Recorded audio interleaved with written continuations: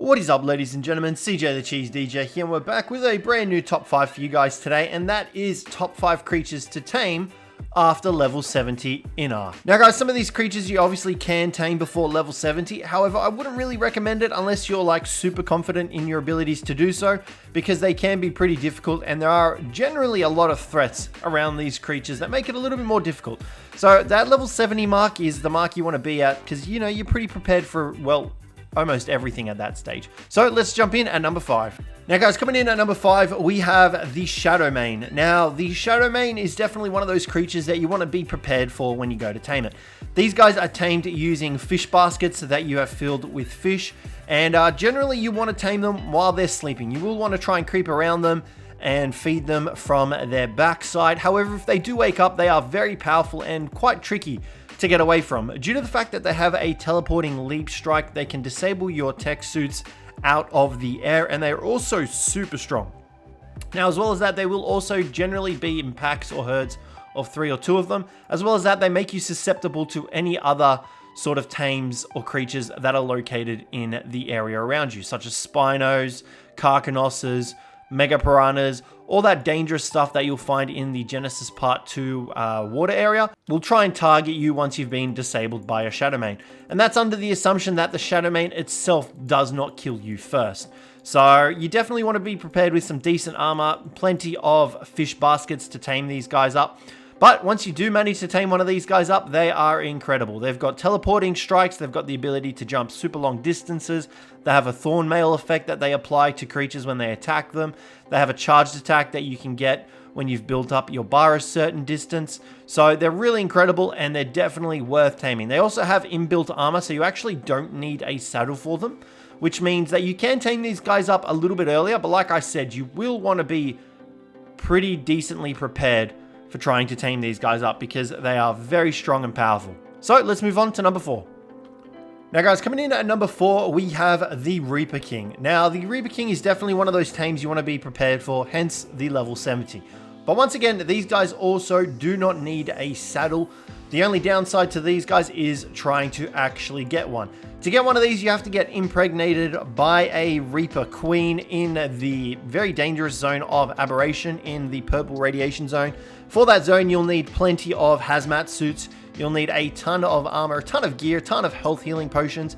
You'll also need a very strong light creature, as well as a pretty solid mount to actually weaken the Reaper Queen down. Now, once you've done that, you will then need to try and deal with the bugginess that is getting impregnated by the Reaper Queen. And trust me, it doesn't always go smoothly. The best way to go about doing this is by building a trap for the Reaper Queen, and that will allow you to have an easier time at hopefully getting impregnated by the Reaper Queen. But once you are impregnated, you will have a certain time period based on your settings to get experience for your Reaper King, and once he's maxed out, he will then take the rest of the time incubating, in which case he will then burst forth from you as an aggressive little worm thing. I don't know how to call it. And from there, you will pretty much have to make sure that you are loaded up on meat, because it will try to kill you, and you will let it kill you so that it stocks up on meat, and then it raises until it becomes a juvenile, at which stage it will become passive towards you. But once you've tamed up and raised your own Reaper, these guys are incredible. They deal a ton of damage. They have the ability to jump. They are immune to radiation. They take massively reduced damage when there are no light creatures or light sources nearby. And they have a plethora of attacks, a slowing spitball attack. They can knock creatures away from them using their C-spin.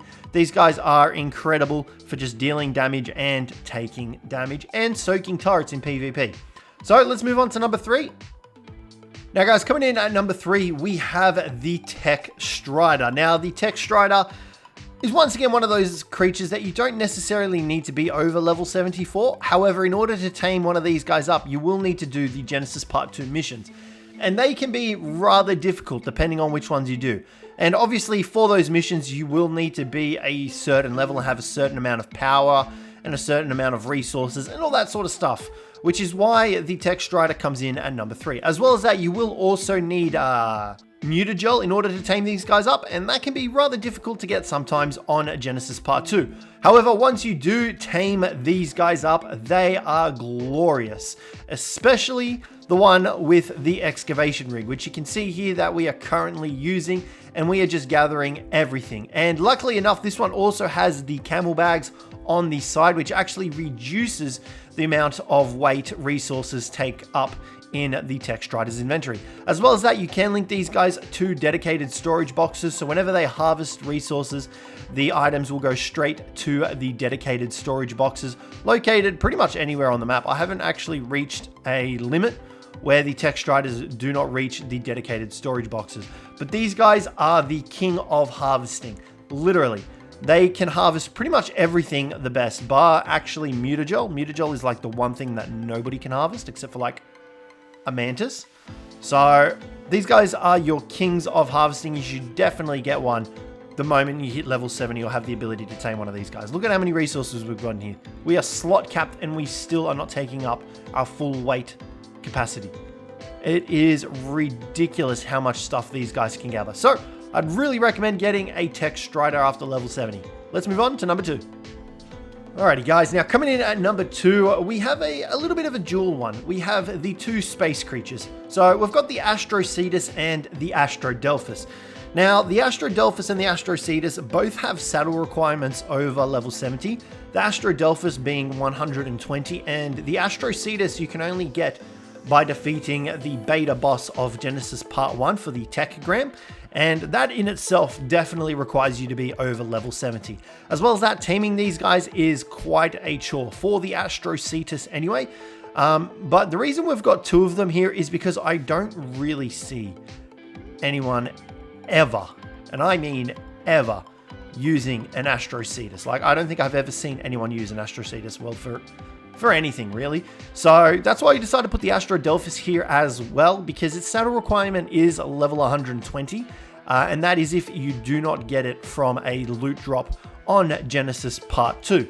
It is still entirely possible to get its saddle from a drop on Genesis Part 2, but at that stage you'll definitely be over level 70 when you go ahead and start looking for those loot drops to get the Astrodelphus saddle. But the Astrocetus, it's a pain in the ass to tame up. You've got to shoot at it with cannonballs or an exomech gun, and it's super tedious, super annoying, and this guy doesn't really make up for it, which is why he's also over level 7. So that's why we decided to put the Astrodelphus here as well, because the Astrocetus doesn't really justify being one of those creatures over level 70 that you should tame up, whereas the Astrodelphus, oh, that thing is definitely worth taming up due to the fact that it is literally the fastest flyer in the game thanks to its tech saddle, which that in itself is awesome, purely because of how fast you can go. Now, you can also take the Astrodelphus underwater as well, and it will also receive speed buffs and damage buffs from killing things with its guns, or its normal attacks. Now, as well as that, the Astrodelphus is super easy and simple to tame up. It's a passive tame. All you need to do is feed it element, and if you are playing on Genesis 2, which is obviously where these guys are found, you'll have plenty, and I mean plenty, of element to tame these guys up. So they are definitely worth taming after level 70. Heck, if you can get them before level 70, go for it. The reason they're above level 70 though is because of their saddle requirement being level 120. Like I mentioned though, you can get their saddle in drops. However, when you are looking for those drops, you will most likely be over level 70. So let's move on to number 1. Alrighty guys, now coming in at number 1, we have 4. I know. They all kind of join into one though, because they're very specific in when you want to tame them. We have the 3 Titans as well as the Titanosaur. Now, majority of you guys will probably be using these for PvP. You can tame the Titans up for PvE and just cruise around on them in PvE, which that in itself is great because that allows you to do the legendary drops on extinction. However, the Titanosaur is much more specific for PvP, I would say, because you can use this guy to destroy metal bases, and he just clunks and has so much bloody HP. You can see there, he's got 334,000 HP, so he's definitely a good soaker. You can once again though tame these guys in PvE as well and build a massive base on the back of them if your heart desires. It's not a bad way to go about living on a wandering gigantic dinosaur, trust me. But the Titans as well, you can also build bases on the back of them, so you can definitely use them for PvP. But in my opinion, these guys are the best creatures to tame after level 70.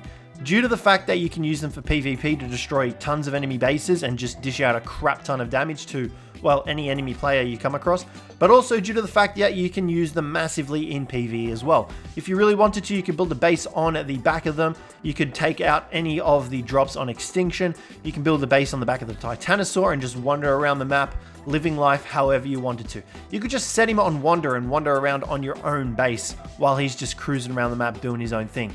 These guys are incredible for whatever you decide to use them for, which is why they are the ultimate creature to tame after level 70. So guys, that is going to wrap the video up for today. Let me know what you guys thought of this one down below in the comments.